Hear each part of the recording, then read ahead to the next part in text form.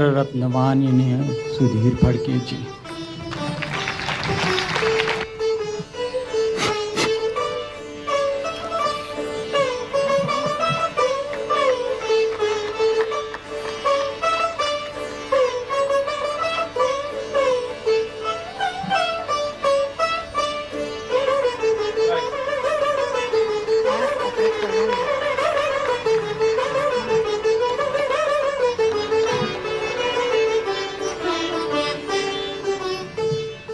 बाबूजी,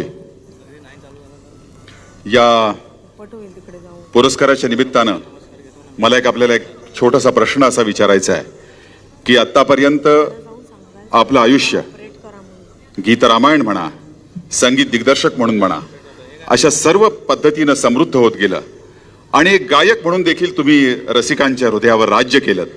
आज या क्षणी हा पुरस्कार मिळाल्यानंतर जेव्हा तुम्ही मागं वळून पाहताय तेव्हा तुमच्या मनीच्या भावना काय आहेत? मागे होऊन पाहतो त्यावेळेला काय या क्षणी तर माझ्या मनामध्ये कोणतंही स्वप्न नाही.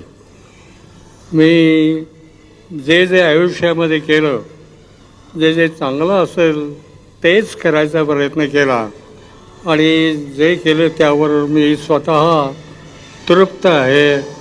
मी चांगलं तेच करू शकलो आणि ही इच्छा परमेश्वराने मला दिली, याबद्दल परमेश्वराचे आणि आपणा सर्वांचे मी आभार मानतो. मी आपला ऋणी आहे.